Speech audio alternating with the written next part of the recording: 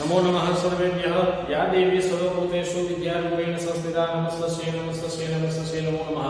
सत्यप्रकाश विद्यापीठ द्वारा संचालित online YouTube channel ની અંદર આપ સર્વેનું હાર્દિક સ્વાગત છે। બાળકો આજે લાસ્ટ લેક્ચર ની અંદર આપણે 12મા પાઠનો અભ્યાસ કરેલો। આજે આપણે બાળકો જે પ્રસંગદીપ છે એ પ્રસંગદીપની અંદર પહેલા પ્રસંગનો આપણે અભ્યાસ કરેલો। આજે આપણે દ્વિતીય પ્રસંગ એટલે કે બીજા પ્રસંગનો આપણે અભ્યાસ કરીએ છીએ। આ પ્રસંગદીપમાં કોની વાત કરેલી છે તો કે નાનાભાઈ ભટ્ટની વાત કરેલી છે। નાનાભાઈ ભટ્ટ કોણ છે તો કે દક્ષિણામૂર્તિના સંચાલક છે। દક્ષિણામૂર્તિના સંચાલક છે, સાથે સાથે એને એક ઉપમા પણ આપી શકાય કે ઉત્તમ શ્રેષ્ઠોત્તમ, શ્રેષ્ઠ કરતા પણ ઉત્તમ તેવો શિક્ષણવિદ હતા।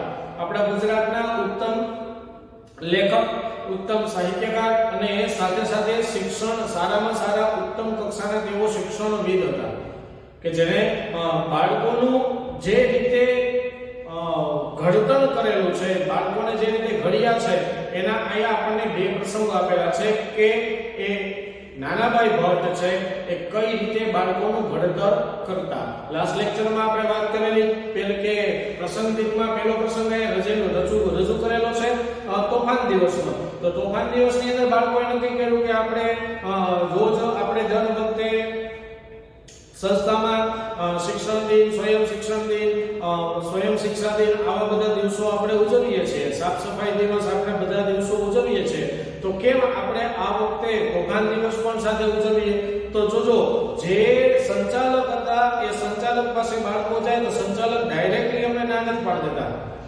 ડાયરેક્ટલી કોઈ પણ છોકરા લઈ જાય તો શું કે છોકરાઓ આવો પ્રશ્ન લઈ જાય કે આપણે તોફાન દિવસ ઉજવીએ તો સંચાલક ડાયરેક્ટલી એમ કહી દે ને એમ કે આવા વિચારો લઈને ન અવાય, આવું આપણે ઉજવવું જોઈએ નહીં। પણ નાનાભાઈ ભટ્ટ એવું કહે છે કે કાંઈ વાંધો નહીં, હું પણ તમારી સાથે તોફાન દિવસ ઉજવીશ। શું હું તમને તમારા તોફાન દિવસમાં ભાગ લઉં તો તમને ગમશે ને? છોકરા રાજી થઈ જાય છે। પછી ધીમે ધીમે પ્લાન કરે છે કે તોફાન દિવસની અંદર જે છોકરાઓ જે રજા લેવા માટે નહોતા આવ્યા એવા છોકરાઓ જે બીજા અલગ છોકરાઓ હતા એ લોકોને એ બાળકોને બોલાવે, એની સાથે વાતચીત કરે, વાતચીત કરીને એવું કહે છે કે જો આપણે પ્લાન કરીએ કઈ રીતે આપણે તોફાન દિવસ ઉજવવો। એક છોકરાનો બાબરી એટલે કે માથાના વાળ કાપી નાખવા, એક છોકરાને શણગાર કરવાનો બહુ શોખ છે કે એને જે ટાકુ એટલે કે એને પોતાનો કબાટ જે તૈયાર કર્યો છે કબાટનો શણગાર વીખી નાખવો, એક છોકરાને કપડાં પહેરવાનો બહુ સારો શોખ છે, નવા કપડાં પહેરવાનો, તો એની પાસે નવા સૂટ છે, સૂટ ઉપર કાતર મારી। બાળકો એ જે છોકરાઓ હતા એ આશ્ચર્યાન્વિત થઈ ગયા અને જે બાળકો ને નાનાભાઈ ભટ્ટે બોલાવ્યા હતા એ બધા બાળકો પાસે ગયા અને બધાને વાત કરી કે આવી રીતે તોફાન દિવસ ઉજવવાનું છે। બાળકો બધા આવ્યા, જે લોકો રજા લેવા માટે આવ્યા તે છોકરાઓ આવ્યા કે નાનાભાઈ ભટ્ટ એમ થોડું હાલે, અમને નુકસાન થયું થોડું કરે। ત્યારે નાનાભાઈ ભટ્ટ એવું કહે છે કે તમને નુકસાન થાય એ નુકસાન, સંસ્થાને નુકસાન થાય કઈ કોઈ પણ જાતનું નુકસાન નહીં। એટલે ત્યાંથી છોકરાઓ છે એ અટકી જાય છે। આ રીતે એ બાળકોને તોફાન દિવસ ઉજવતા રોકે છે। આવા સ્વભાવના નાનાભાઈ ભટ્ટ હતા। અહીંયા આપણે બીજો પ્રસંગ પણ જોવાનો છે કે દક્ષિણામૂર્તિના ઉત્તર કુમારો, દક્ષિણામૂર્તિના ઉત્તર કુમારો ની વાત અહીંયા કરેલી છે। જોઈએ, વિદ્યાર્થી ઉત્તર શબ્દ અહીંયા આપેલો છે, ઉત્તર કુમારો।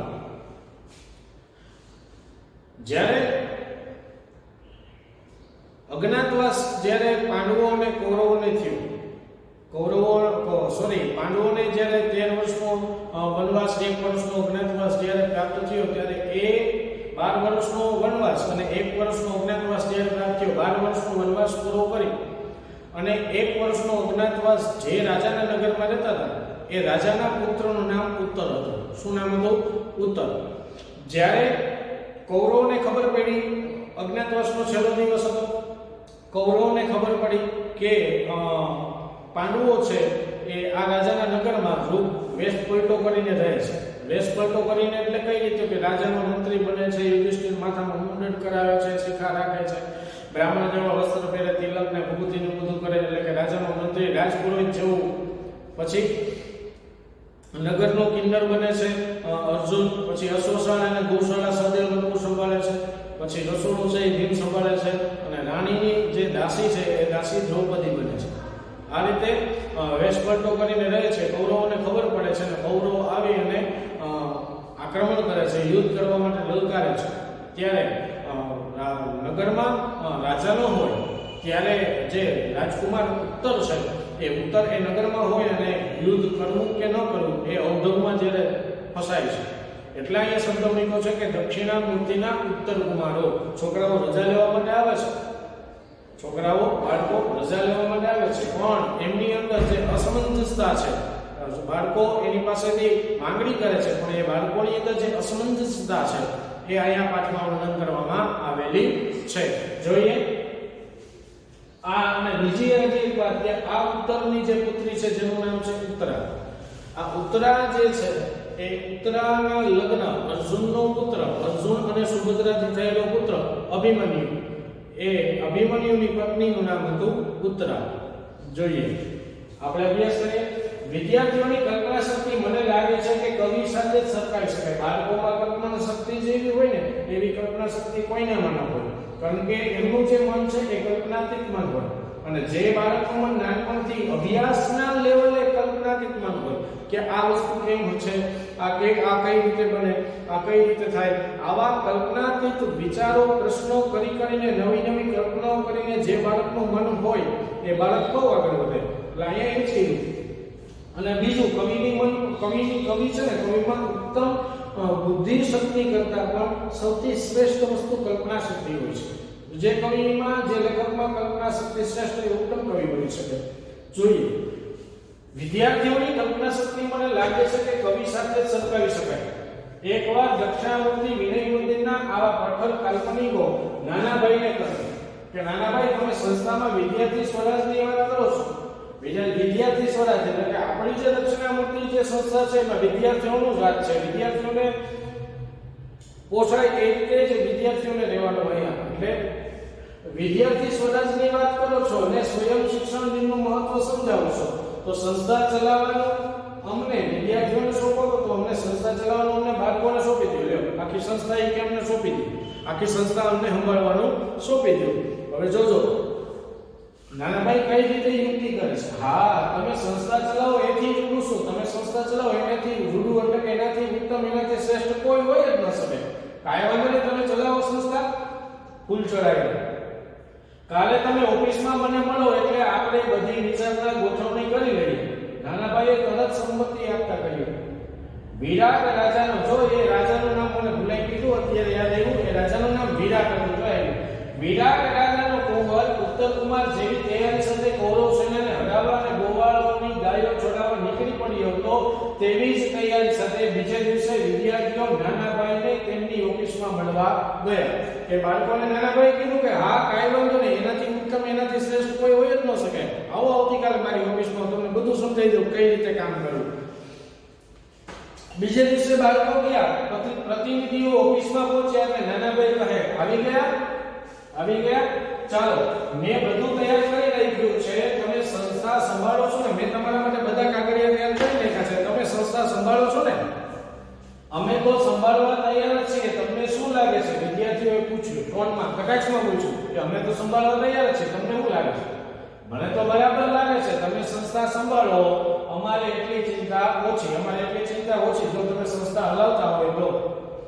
નાનાભાઈ બોલ્યા તો હવે તમે અમને સોંપો અને સમજાવો. તમે અમને સોંપો કે કઈ રીતે સંસ્થા હલાવી અને અમને સમજાવો કે આ સંસ્થાનું શું કામ અમને સોંપી દો અને અમને સમજાવો કે આ સંસ્થા કઈ રીતે ચલાવવી.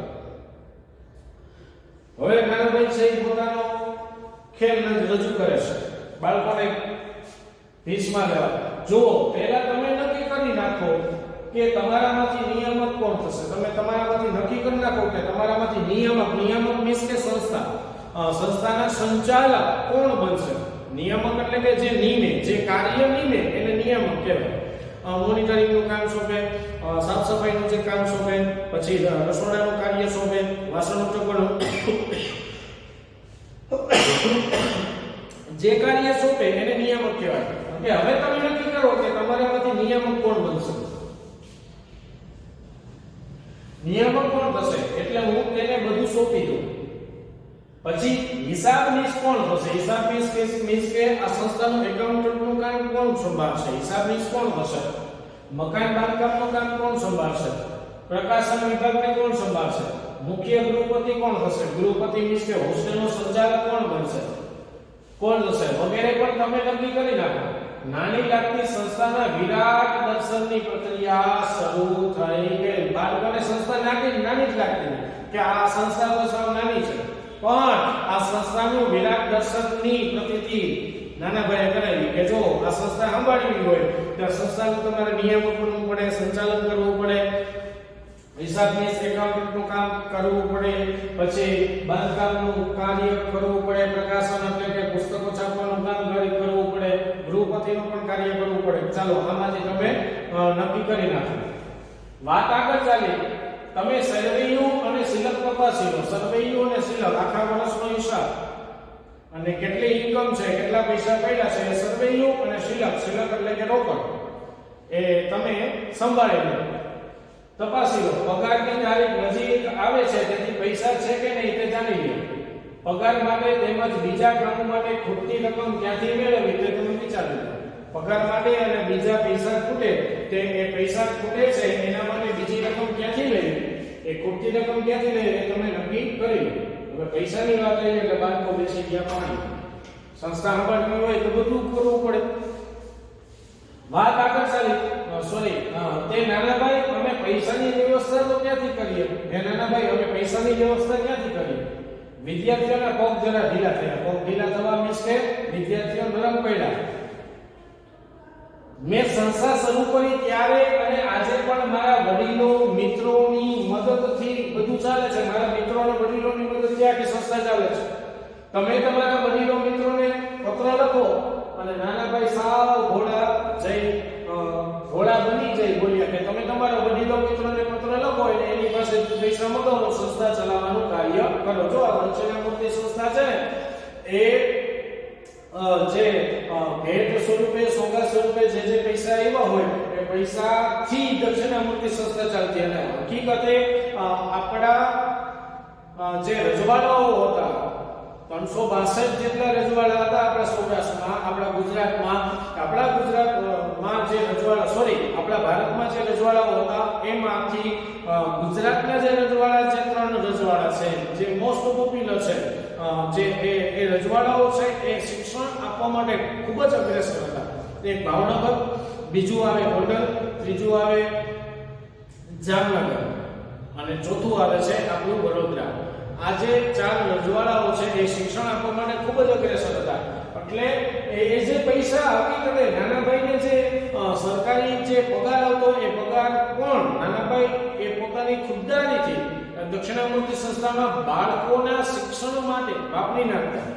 એટલે એમ કહે છે કે જો તમે શિલક એટલે કે રોકડ, સર્વેયુ એટલે કે કેટલો ખર્ચો છે તમે તપાસી લો અને એમાંથી હવે પગારનો સમય આવે છે એમાંથી તમે તપાસી લો કેટલા પૈસા ઘટે છે. ખૂટતા પૈસા તમે વડીલ મિત્રો પાસેથી મગાવી લો. હું જ્યારે સંચાલક નિયામક હતો ત્યારે અમારા વડીલો મિત્રો પાસેથી પૈસા મગાવી લેતો, પત્ર લખી. તમે પણ તમારા વડીલ મિત્રોને પત્ર લખીને પૈસા મગાવી લો. જે ખૂટતા પૈસા છે એનો તમે ભેગા કરો. વડીલો મિત્રો કઈ અમને પૈસા આવે તો બીજેથી, તમને ન આવે તો બીજેથી મેળવો ને, તો બીજેથી મેળવો. સંસ્થા ચલાવવા પૈસા તો જોઈશે ને. તમે સંસ્થા તમારે ચલાવી છે તમારે પૈસા તો જોઈશે ને. નાના ભાઈ એમ કરીએ કે નિયામક તમે જ રહો ને પૈસા લાવવાની જવાબદારી તમારી. નાના ભાઈ એવું કરો કે તમે સંચાલક તમે જ રહો, નિયામક તમે જ રહો, પૈસા લાવવાની જવાબદારી તમારી, બાકી બધું અમે સંભાળીશું. એક ચતુર વિદ્યાર્થીએ રસ્તો કાઢ્યો. તમે કહેશો તો હું નિયામક થઈશ પણ પછી સંસ્થા મેં ચલાવી રહેશે. તમે કહેશો તો હું નિયામક થઈ જઈશ પણ પછી તો એવું થશે ને કે સંસ્થા મેં ચલાવી હોય. તમે ચલાવી નહીં કહેવાય, મારા કહેવા પ્રમાણે જ બધું ચાલશે એવું થશે. નાના ભાઈએ વાસ્તવિકતા જણાવી. ઘડીક મૂંગા થઈ વિદ્યાર્થીઓ કહે સંસ્થા ચલાવવા તૈયાર છીએ પણ પૈસા લાવવાનું તો અમે કેવી રીતે કરીએ? સંસ્થા ચલાવવા તમે તૈયાર છે, પૈસા લાવવા, પૈસાનો ઉપયોગ કરી જાણે પણ પૈસા લાવવા ક્યાંથી? ત્યારે એ તો જે બધી ચિંતા કરી શકે તે સંસ્થા ચલાવી શકે. નાના ભાઈ કહે છે કે આ પૈસાની સંસ્થા ચલાવવાની જે બધી ચિંતા કરી શકે એ જ સંસ્થા ચલાવી શકે. સંસ્થા ચલાવી એટલે કઈ તમે ભાજી મૂળા મારો છો? બોલો, તમે સંસ્થા સંભાળો છો ને? નાના ભાઈએ જરા કડક અવાજે કહ્યું સંસ્થા ચલાવી એટલે શું ભાજી મૂળા સમજો છો? શું તમે સંસ્થા ચલાવશો ને? કડક અવાજે કુસુમ નામે કહ્યું.